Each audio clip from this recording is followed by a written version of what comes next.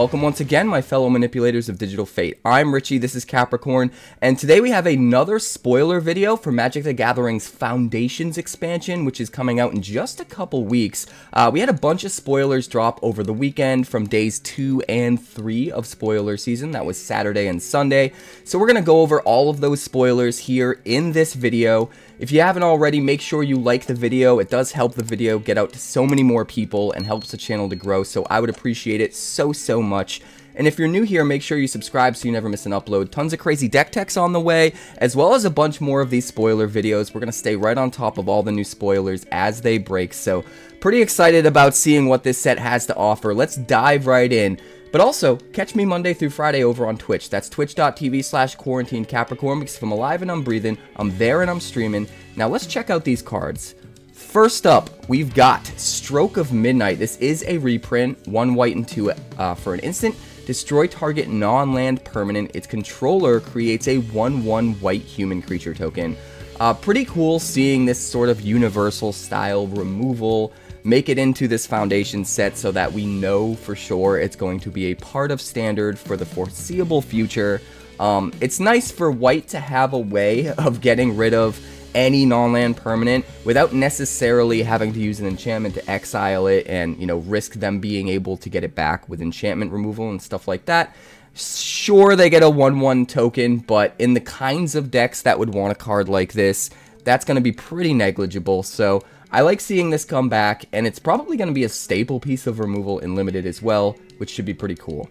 Next up, we have Feybloom Trick. 1 blue and 2 for an instant. Create 2 1/1 blue fairy creature tokens with flying. When you do, tap target creature and opponent controls.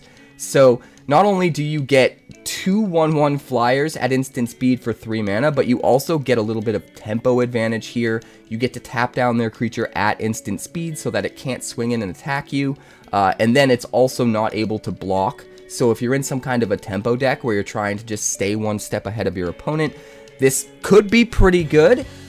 Is it good enough to make the cut in something like Standard? Possibly in like a Flash deck or something like that. There's definitely a couple decks I have in mind where I think it could at least be worth exploring.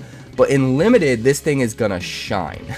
This thing's gonna be really crazy in Limited, giving you 2 bodies, giving you evasive creatures that can help you close out the game over a number of turns, while also, you know, giving you that tempo advantage and taking care of one of their creatures is pretty huge. So I don't know, do you have ideas about standard decks where this might actually make the cut? Let me know in the comments, because I'm kind of 50-50 torn on that, but in Limited, this card is gonna be bananas.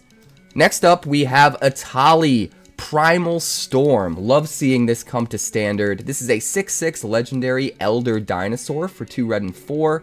And when Etali attacks, you exile the top card of each player's library, and then you may cast any number of spells from among those cards without paying their mana cost. So this is very similar to the newer Etali that we already have in Standard right now. The big differences being this is 1 less mana, but it doesn't get any value the turn that you play it. You have to actually survive a turn cycle, be able to attack in with it in order to get the triggers and get the value off of it. That being said, with some really interesting ways of giving haste in Standard right now, probably the most interesting being Enduring Courage.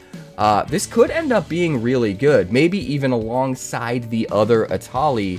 Use both of them in the same deck, use Enduring Courage to allow this to get haste and swing in the moment you play it, get that value right away, or maybe some other ways of giving haste. I'm not sure, but there is definitely potential for this thing making an impact in Standard, and if you have ideas about how you'd use it, definitely let me know in the comments. Really crazy seeing this come to Standard. It's just such a powerful card. It does need to survive, right? That's the big thing. 6 mana for a dude that under certain circumstances isn't going to do anything the turn it comes into play, and they can just get rid of it with a cheap removal spell, is worrisome. So there's definitely going to need to be some hoops that you jump through in order to make this card as viable as it needs to be to slot into the power level of where Standard's at right now, but the potential is definitely there. Moving on, we have Claws Out. This is 2 white and 3 for an instant. It costs 1 less to cast for each cat you control, which means if you have 3 cats, this could be just a 2 white mana instant, which is kind of crazy. And then creatures you control just get +2/+2 until end of turn. I sort of love this for limited, at least. It seems like Cat Tribal is going to be a huge part of the limited format. There's going to be an archetype devoted to that within the set.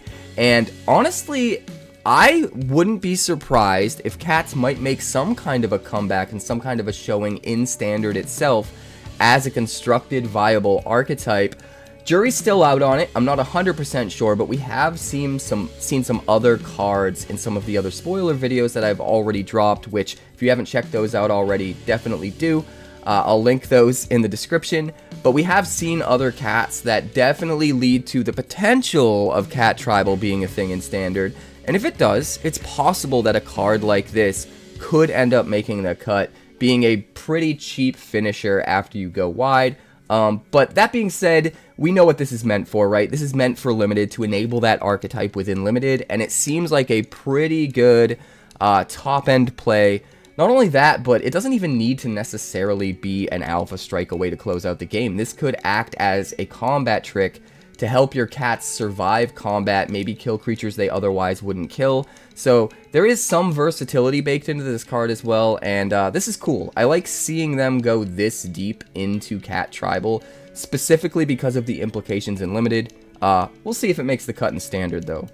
Next up, we have Midnight Snack, 1 black and 2 for an enchantment. It has the ability Raid, so at the beginning of your end step, if you attacked this turn, you get to create a food token. So basically, as long as you're playing this in an aggro deck where you're attacking every single turn, you'll make a food token every single turn. And then whenever you want, you can also pay 1 black and 2 and sacrifice this enchantment. Target opponent loses X life, where X is the amount of life that you gained this turn. So this wants to be in a life gain deck, and just sort of be a finisher in that deck, which is kind of interesting. Also getting food tokens every single turn that you're swinging, so you want to be in a life gain deck that's very aggressive, that's swinging every turn. So there is definitely a very specific kind of deck that wants a card like this, and I think the question is, does that deck become good enough to make the cut in Standard so that it exists within the Standard metagame as a viable option?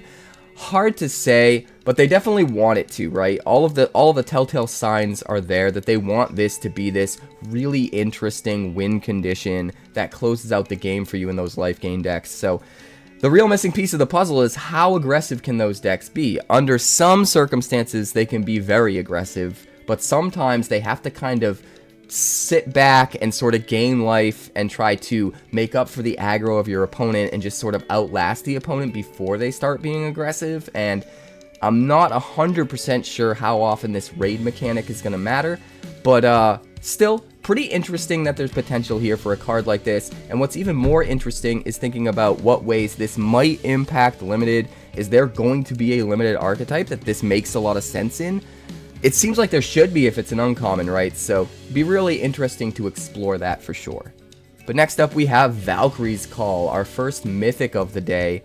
This is 2 white and 3 for an enchantment. Whenever a non-token, non-angel creature you control dies, return that card to the battlefield under its owner's control with a +1/+1 counter on it. It has flying and is an angel in addition to its other types. This seems kinda crazy. Can we just play this in the top end of like a sacrifice deck and just jam it down and sacrifice everything and have it all come back as bigger flyers that are angels? That could be one way to use this. Or it could just be protection against sweepers as well. That's another thing it could be used for. That being said, with Sunfall being the most dominant sweeper in the format and that exiling it, cards like this are not going to be nearly as good as they would otherwise be if, you know, the staple sweepers in the format were actual Wrath of God style destroy sweepers. Sunfall in particular annoys the hell out of me, and I really wish it wasn't a thing. I think Exile Sweep is just too powerful, and I really wish we'd go back to mostly destroy sweepers so that it doesn't get rid of all of the edge value with death triggers and graveyard interaction and stuff like that. Sunfall's just annoying. But this card is still really cool, and I do think there are some interesting decks that could pop up because of it. If you have any ideas about how you'd like to use it, let me know in the comments, because I am all ears. I think the potential is here, and I think the card's just really fun. But next up, we have Blanchwood Armor. coming back. This is 1 green and 2 for an enchantment aura. Enchants a creature. Enchanted creature gets +1/+1 for each forest you control. So this wants to be in mono green hard. And if this is in Foundations, it leads me to believe that more than likely they want you to be able to viably run monocolored decks in Limited for this set, which is kind of exciting. We haven't seen that be a real, honest, potentially viable deck type in Limited for quite a while. Pretty much every deck revolves around 2 color combinations, and we are going to see some of that in this for sure for the Limited in this set, but it's nice to see that they do have some support for going monocolor, and I'm hoping it's viable enough that those are some of the archetypes within Limited for this set. Seems pretty fun. In Standard, not quite sure this makes the cut, but who knows? Mono green is on its way to making a comeback right now, so we'll have to wait and see. But next up, we have Sunblast Healer. 1 white and 1 for a 3/1 human cleric with lifelink. So it's already pretty decent, a 3/1 lifelinker for 2. But you can also kick it for 1 white and 1.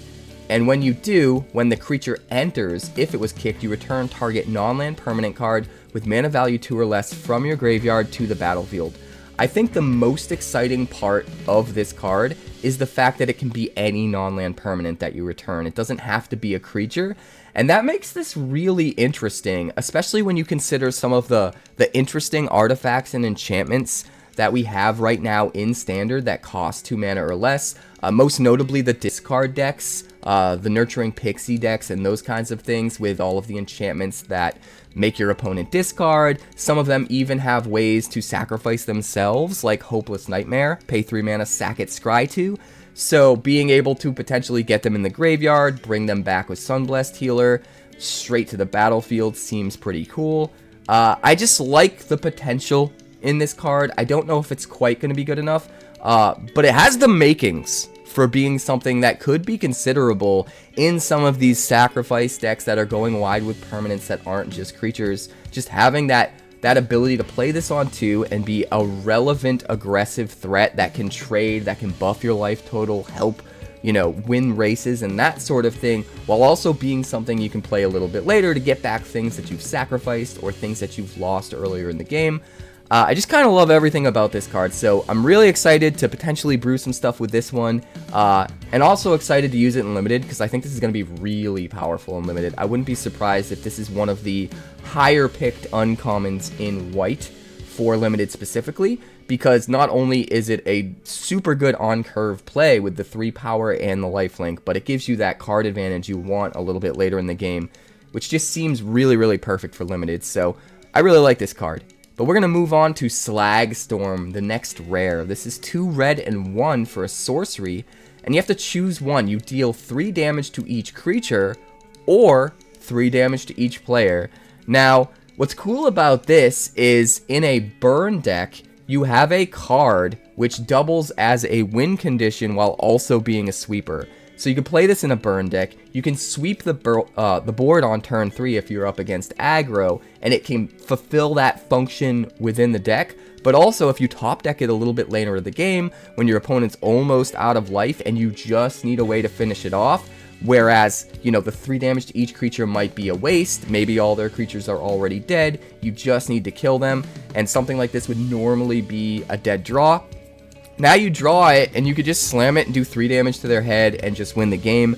So being able to have your early sweeper double as a win condition later on is kind of awesome, and I wouldn't be surprised if this makes a showing in some kind of a new red control, red burn style deck. We've already seen a few cards coming that really sort of tip their hat into like red deck wins being a thing again. Mono red maybe going more big red style, and really utilizing control and burn to a greater degree.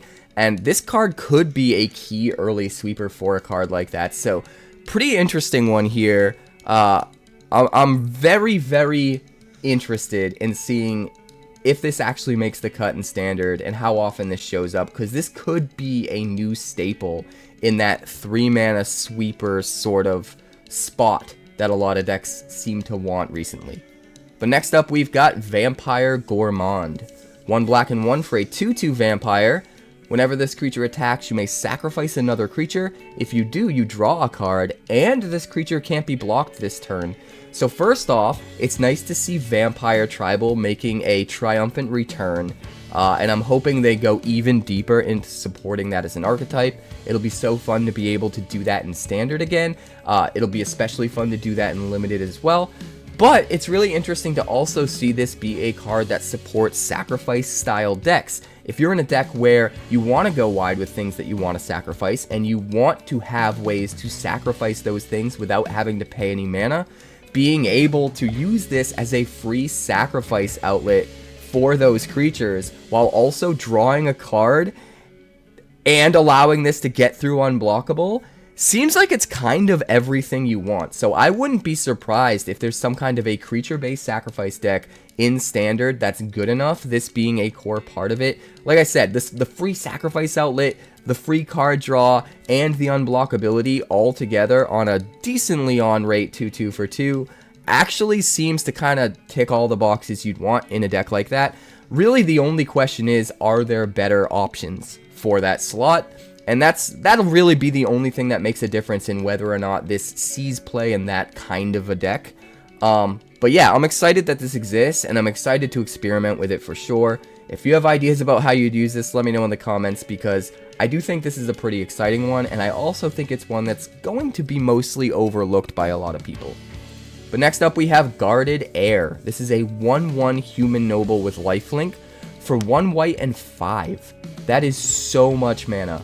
Why is it so much mana? Because when it enters, it creates 2 3/3 white knight creature tokens. That is so much. You get 7 power and toughness spread across 3 bodies, and one of them has lifelink. You're perfectly poised to just drop a bunch of auras on this guy and buff it up to high hell and make it into a huge lifelinker where that lifelink ends up mattering that much more. Or you could just use it as a chump blocker that also gains you, 1 point of life in the process, which is not nothing. But making 2 3/3 tokens when it enters is kind of insane. 6 mana is a lot though. 6 mana is probably way too much for this to be used in any realistic, serious capacity, at least in Constructed. In Limited, I could see this being the top end of a deck and getting you a ton of value. Probably just a 1 of though. That being said, there is potential here for a card like this to be flickered in and out of play every turn, and you keep making 2 3/3s every time you do it. And that alone at least gives me hope that there might be a spot for this in Constructed. Still probably think it's too expensive, but at least there is a little bit of silver lining potential there. Excited to see if there is a way to just, really utilize that potential to its fullest. I would be super stoked if this actually made the cut in Standard. I don't think it will, but there's at least, like I said, a little bit of a silver lining potential there for this to really do some work if you build around it properly. Next up, we have our next rare. This is Homunculus Horde. 1 blue and 3 for a 2/2 homunculus. Whenever you draw your second card each turn, create a token that's a copy of this creature. This gets out of hand really quick. Sure, you can't just make a whole bunch of tokens in one turn. It only triggers once a turn. But as you start to make more and more of these homunculuses, each one can trigger once a turn, and that's where things get crazy. So if you're able to drop this, and then draw a card, and immediately get a second copy, and then say go, and then find a way to draw 2 cards on your opponent's turn, each of those copies is now going to make another copy, and you're going to have 4. And then you untap, find a way to draw a card, and now you have 8. And it just gets really, really crazy, really, really quick. Is that good enough? Will this actually make the cut in a Standard deck? I don't know. But there is potential for this to be absolutely insane. Not as insane as something like Scute Swarm, but the body is better than Scute Swarm, right? A 2/2 instead of a 1/1 is way, way better. You're getting double the power and toughness out of every copy that you make. So there is kind of a sweet spot with this where in certain circumstances, it could end up being better than Scute Swarm. especially because you have to lean into ways to draw cards rather than lean into ways to drop lands. And drawing cards is going to be a little bit better than playing extra lands because you're actually drawing into more and more and more gas that's going to do all of the other things you want your deck to do, just in the process of generating all of these extra copies for free. So I could see this spiraling out of control, and there is a part of me that wonders if there's a way to combo off with something like this. We've seen recent combos with stuff like Enduring Vitality and that 4-drop Otter that multiplies every time you cast a spell. That combo is a thing in Standard right now, and I sort of wonder if there's some kind of crazy combo with this guy that might make an impact in a similar fashion. If you have any ideas, again, of how this thing could be utilized in crazy ways, let me know in the comments. I think this card, more so than any card we've seen so far, just has the potential to be used in really interesting, creative ways, and I'm excited to see what some of those might be and to experiment with it when the set's released.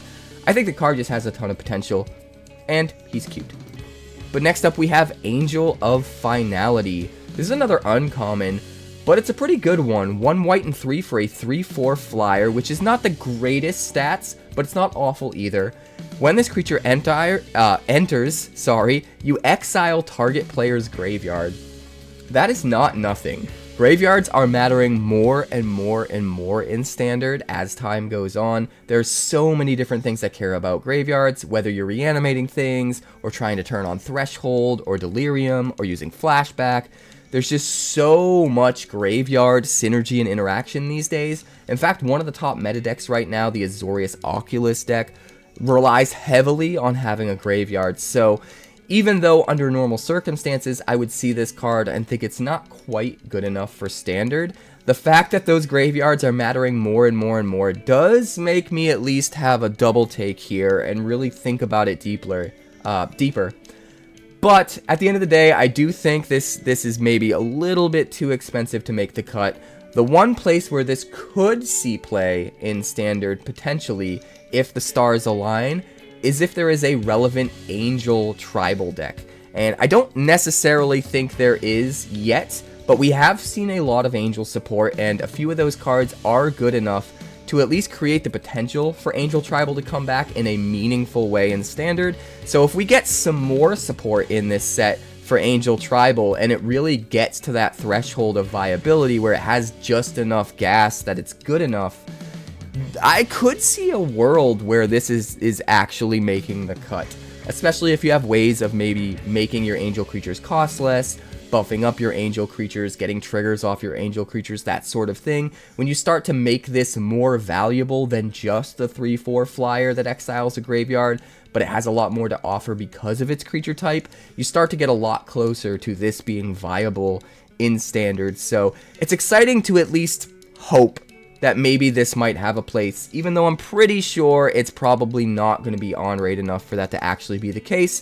But in Limited, this is going to be amazing. Having a 3/4 flyer for 4 is already really good in Limited, especially with this being splashable, only needing 1 white mana, and then getting to exile a player's graveyard for free as just extra gravy is just icing on the cake in that situation. So excited to play with Angels in Limited for sure. Super interested to see how deep Angels go in Constructed. But next up we have Fire Spitter Whelp. One red and 2. I'm tired. I need coffee, but I'm not going to take a coffee break. We're going to get through this. 1 red and 2 for a 2/2 flying dragon. Whenever you cast a non-creature or dragon spell, this creature deals 1 damage to each opponent. So it's nice to finally see some dragon support with a dragon card that actually counts as a dragon, costing less than 4 mana. The biggest problem Dragon Tribal has had in Constructed, especially in Standard lately, is that its early curve doesn't have a lot of synergy that lines up with dragons, and the synergy that it does have that lines up with dragons comes from cards that aren't dragons themselves, so that by the time you drop some kind of a 4, 5, 6 drop dragon a little bit later in the game that maybe adds some dragon tribal synergies into the mix, you don't really have a lot of dragons to capitalize on that with. So if we can get some 2-drop and 3-drop dragons into the mix, that's where Dragon Tribal really actually has a chance at being a real thing in Standard again. And that's exciting to me because we have a lot of crazy, you know, 4-drop, 5-drop, or even top-end dragon support cards that are pretty powerful right now. Some more are coming in this set as well, and obviously some more will be coming when Tarkir Dragonstorm comes out in April next year. So seeing them kind of dip their toe into giving us some cheaper dragon support now makes me really happy. At the end of the day, does this make the cut? It really matters how much that dragon creature type matters and how many synergies this can start to pick up as the turns drag on after you play it. No pun intended. But also playing those non-creatures and dragon spells, getting to ping for one, matters. If you can go super wide with just a ton of dragons and removal that isn't dragons but is still going to trigger this, you can consistently get a lot of triggers out of this guy, and that increases the potential of making this an actual viable card in Standard. That being said, I still don't think it's quite there. With everything that we've seen, it's not quite where it needs to be power level wise. But the potential is there. Like I said, if the dragon synergies are insane enough, this could be a good way of just getting a body out early that feeds into being a dragon creature to pick up all of the crazy synergies that might come later. So there's at least potential. And again, just like the last Angel card that we saw, I just love seeing this return, at least for Limited. I think this could be really strong in Limited. And again, seeing like a dragon tribal deck that you can start to dig into and sort of build into in Limited in Draft, that can really capitalize on going deep into that archetype with extra triggers here, makes me super happy. So I'm excited to try and dive into that in Limited. Honestly, in general, I'm just excited to see a set that's a bit of a breath of fresh air, a little bit less complicated, while still being really interesting and going back to all of the traditional themes that were around when we had the original Magic sets. So really excited that this set is kind of going that direction in general. I feel like we kind of need it as a step back and a breath of fresh air before all the crazy sets start hitting next year. So I'm excited to dive into this. But next up we have Exemplar of Light, which might be my favorite card spoiled today. This is 2 white and 2 for a 3/3 Angel with flying. This is another one of those examples that makes me think that Angel Tribal might actually be viable in Standard. But this is primarily meant for life gain decks because of its other 2 abilities. Whenever you gain life, you put a +1/+1 counter on this creature. So it's a big flying Ajani's Pride Mate, which just seems kind of awesome to me. I don't remember the last time we got a card like this that was at the casting cost it's at, so it can come down as a bigger threat a little bit later in the game and still have all of those synergies baked in. But it also has another ability. Whenever you put 1 or more +1/+1 counters on this creature, you draw a card. This ability triggers only once each turn.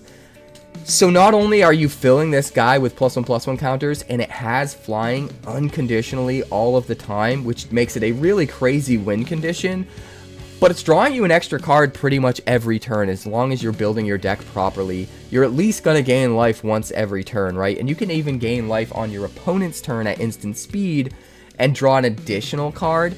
That just makes this card insane. This is absolutely going to be some sort of a top end for a life gain deck, and it might even make the cut in Angel Tribal if there's enough cross-pollination between Angel synergies and life gain synergies. This will be a perfect addition to a deck like that.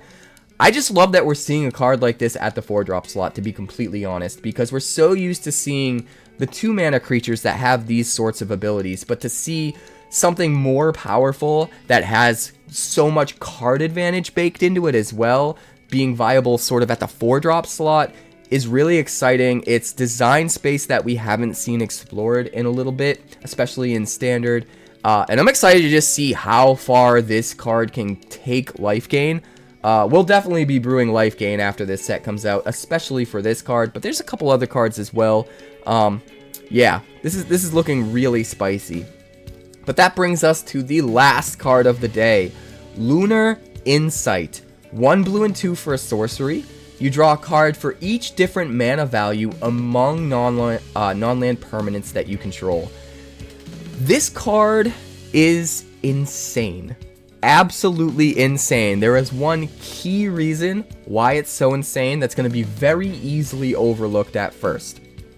it doesn't care about non-token permanents, only non-land permanents. So theoretically, you could have a 0-cost token on the board and a 1-drop and a 2-drop. Play this on turn 3 to draw 3 cards. 3 mana, 3 cards on curve is insane, and there are plenty of decks that utilize tokens to a high degree right now that can absolutely fulfill that curve requirement very consistently. And that being the floor just seems insane to me. But the fact that if you get a 3-drop out, you're now drawing 4 cards for 3 mana. And if you can start to scale up even more, get a 5-drop, 6-drop, whatever the case may be, you can start to draw an insane amount of cards. You could just go wide with creatures and permanents of different casting costs, and then play this when you're out of gas and draw a whole new grip of cards.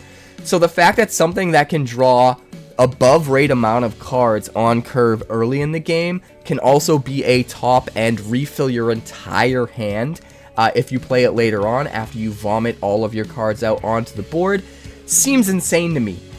So having this, the versatility of this being able to be both of those things seems nutty. Specifically, the where I think about using this right now is in some kind of an Azorius or Jeskai 3-color Azorius token deck that uses Caretaker's Talent.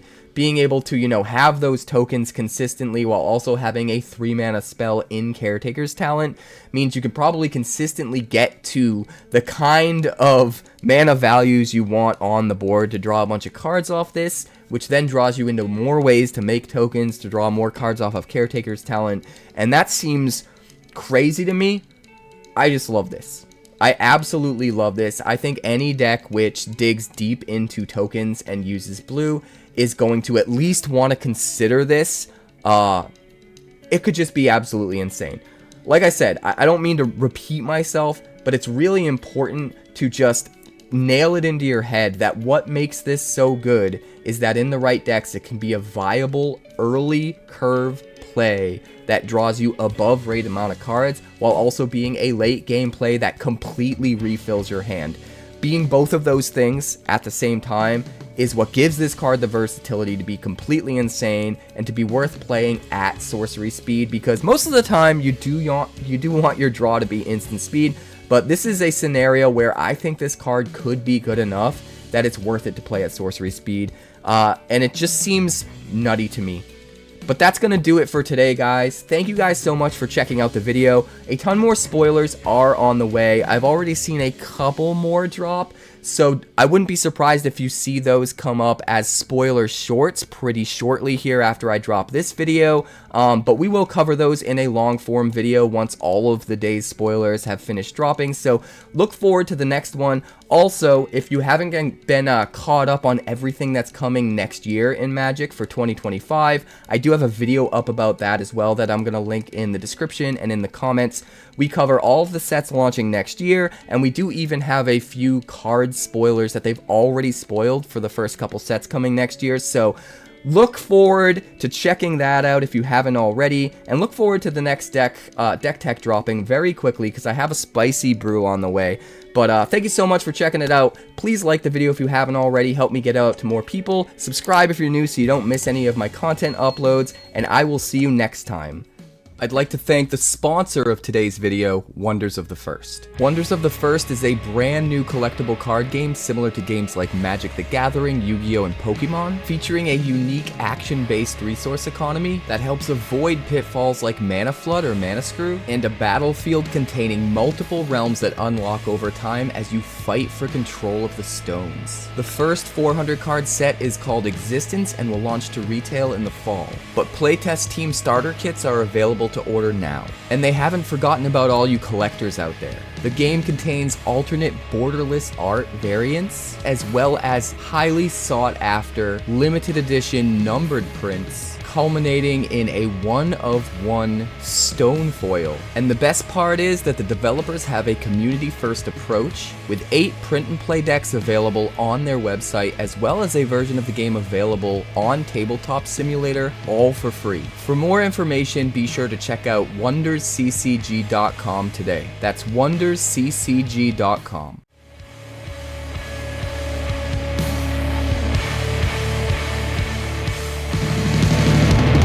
Thanks so much for checking out my channel. I'd like to give a huge shout out to all of my patrons over at Patreon. Without you guys, this channel would not be possible, so honestly, thank you from the bottom of my heart for all of your contributions. If you haven't yet, like and subscribe. The more likes we get and the quicker we get them, the bigger this channel will grow and the faster it will grow. I'd love nothing more than this channel to become something very special for you guys, but it's entirely up to you how fast that happens. Also, if you'd like more deck techs, that's somewhere over there. And if you'd like to see what else the channel's been up to lately, that's somewhere up that way.